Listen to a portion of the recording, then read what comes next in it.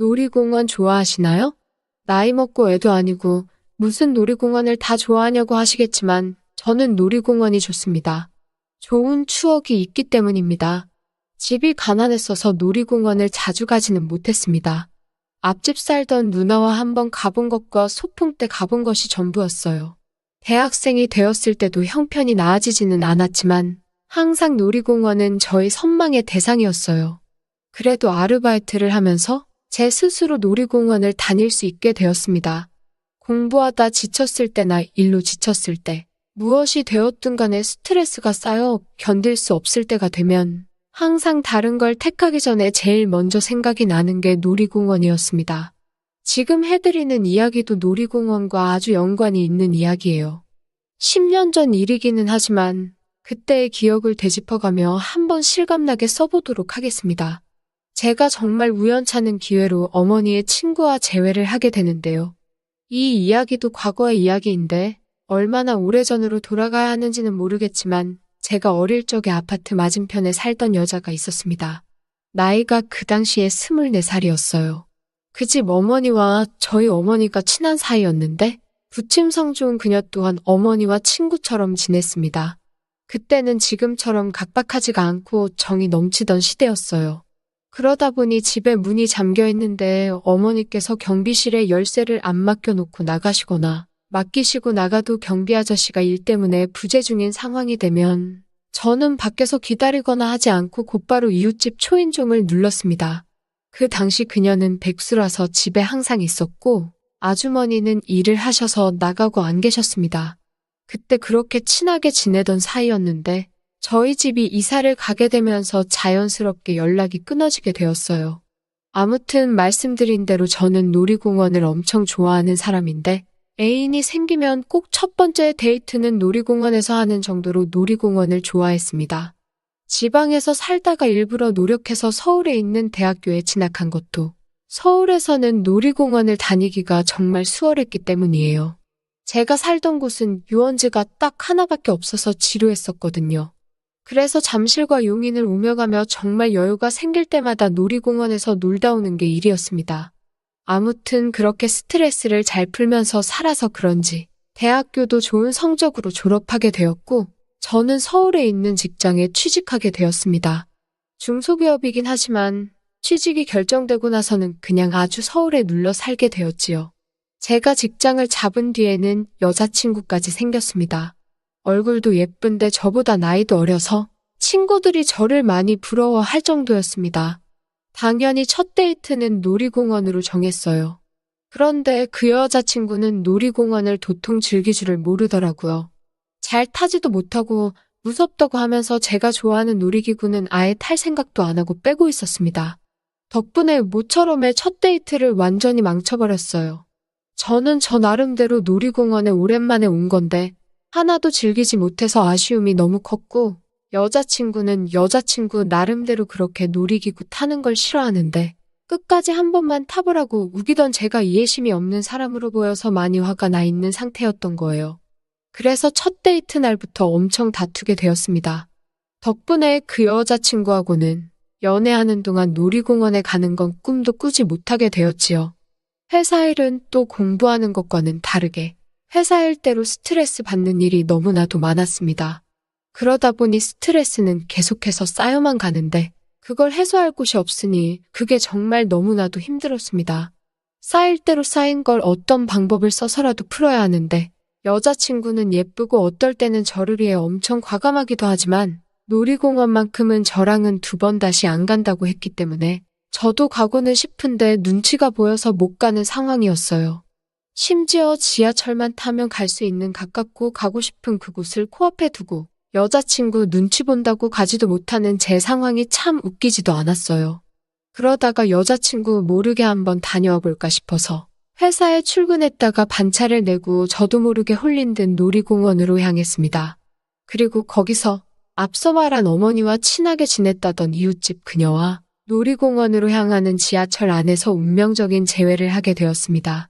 이미 마지막에 봤던 날 이후로 벌써 10년이 넘는 세월이 지나 있었고 20대 초반이었던 그녀는 30대 중반이 되어 있었습니다.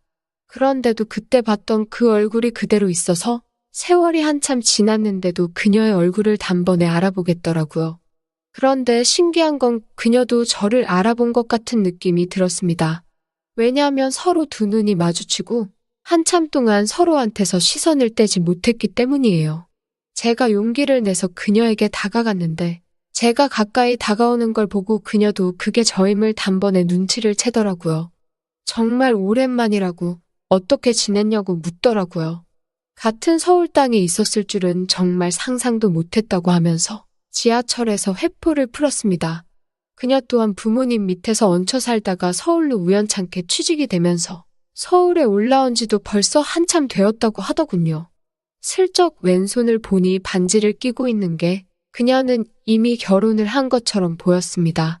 이런저런 이야기를 나누다가 그녀가 이 시간이면 회사에 있을 시간 아니냐고 어디 가고 있는 거냐고 묻더군요.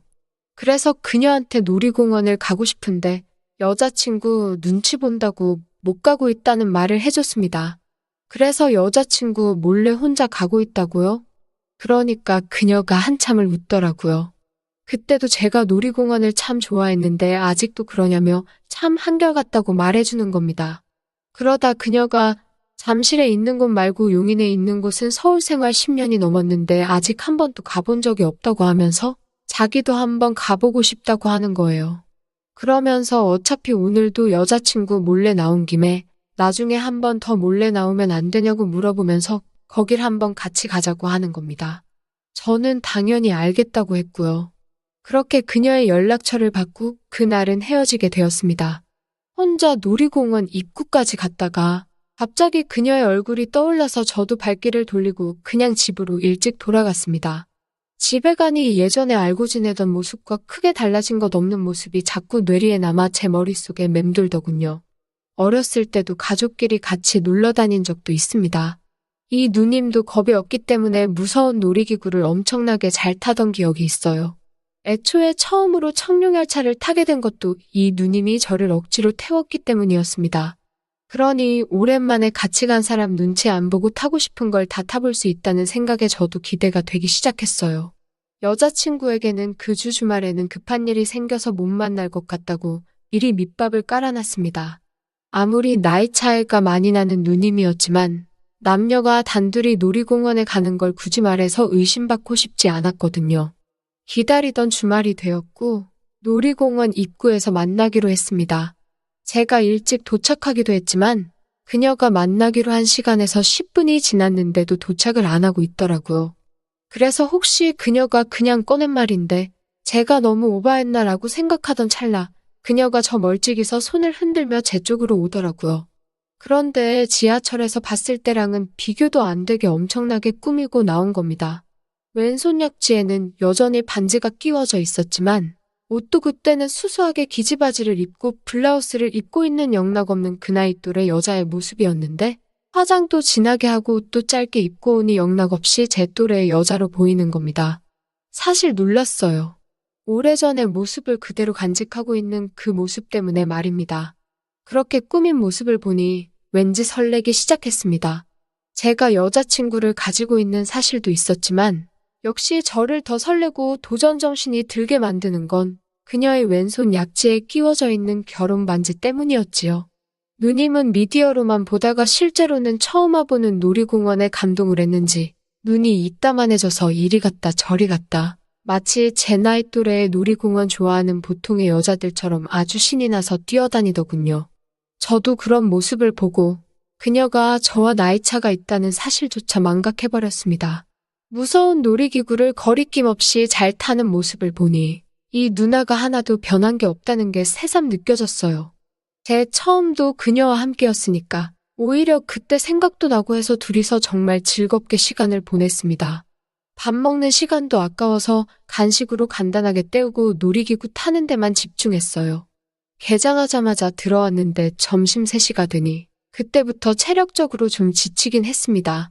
그래서 그녀와 잠깐 쉬어가는 겸해서 사파리에 들어갔어요.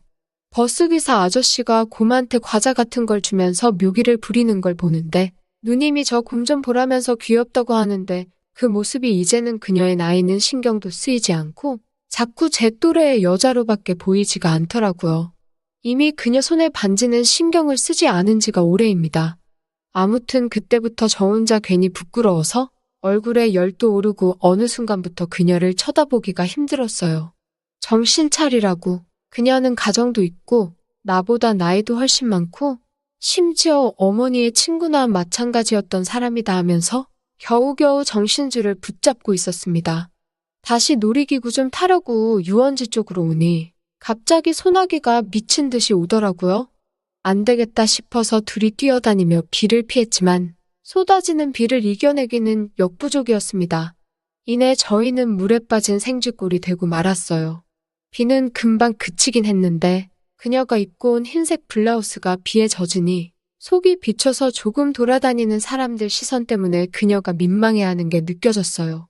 그래서 누님은 제 뒤에 딱 붙어서 오도 가도 못하는 상황이 되었고 이른 시간에 놀이공원에서 나오는 게 아쉽긴 했지만 여기까지만 하고 그만 가자고 하고 그녀를 데리고 나왔습니다. 하지만 또 지하철을 타고 가기에 그녀의 상태가 워낙 다 보이고 민망한지라서 택시를 잡아서 가기로 했습니다. 그런데 그 당시에 거기를 가보신 분은 아시겠지만 거기서 택시 잡는 게 여간 힘든 일이 아니란 걸 아실 거예요. 갈 때는 편하더라도 올 때는 거의 못 잡는다고 봐도 무방하거든요. 그런데 또 마침 그녀가 신고 온 신발이 새 거라서 신발이 길이 들지 않아서 자꾸 뛰어다니다간 뒤꿈치가 완전히 헐어버리겠다고 더는 못 걷겠다고 하는 것 아니겠습니까? 어떻게 해야 할지 막 검색을 해봤는데 주변에 뭐가 하나도 없더라고요.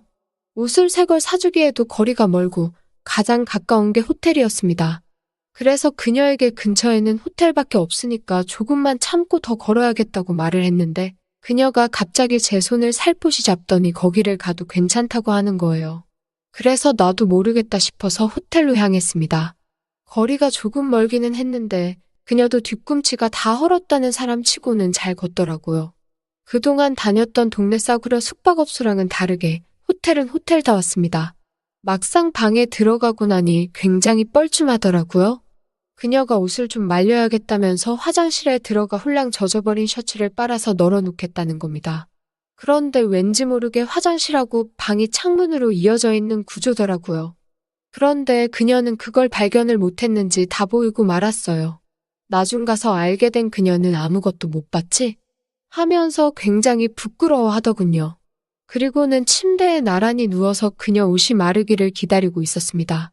막상 저는 너무 긴장을 했더니 저 멀리 있는 화장실 수도꼭지에서 물방울이 떨어지는 소리까지 귀에 들릴 정도로 집중을 했던 것 같아요. 두 사람 사이에서 똑같은 샴푸 냄새와 비누 냄새가 나고 있으니 기분이 묘하더라고요.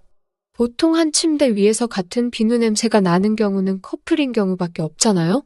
적당히 삶아진 호텔 가운 냄새에다가 괜히 훨씬 푹신푹신한 것 같은 침대와 베개가 아주 정신을 혼미하게 만들었습니다. 그리고 저는 그녀에게 왼손 약지에 있는 반지에 대해서 물어봤어요. 그녀는 제가 예상한 대로 결혼을 한 상황이었습니다.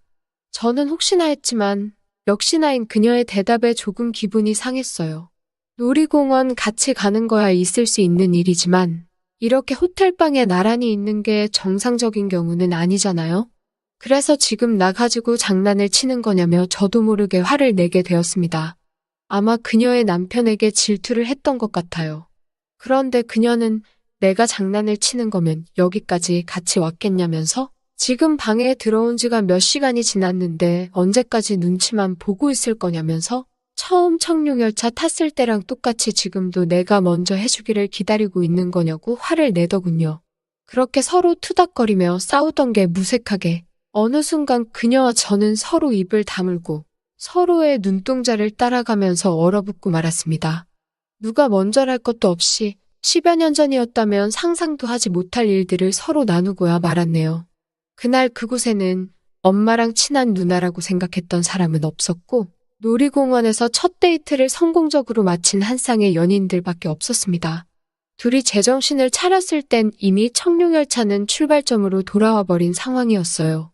그리고 서로 후회는 하지 않겠지? 라는 의미를 알 수 없는 말들만 주고받을 뿐이었습니다. 그냥 없던 일로 하는 게 좋지 않겠냐는 말에 그렇게 하자고 합의를 비슷하게 하고 헤어졌어요. 그런데 그날부터 여자친구를 만나도 그녀 생각밖에 나질 않더라고요. 없던 일로 하자는 말이 상처가 남아 그녀에게 연락을 먼저 해보지는 못했는데 그녀에게서 연락이 한 번 더 왔습니다. 이번에는 잠실에서 만나지 않겠냐고요.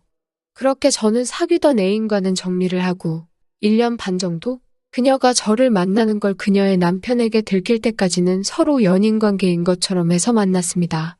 아무리 연인같이 지냈다고 한들 떳떳하지 않은 연인 관계다 보니 그렇게 된 이후로는 서로 만날 수 없는 사이가 되었습니다.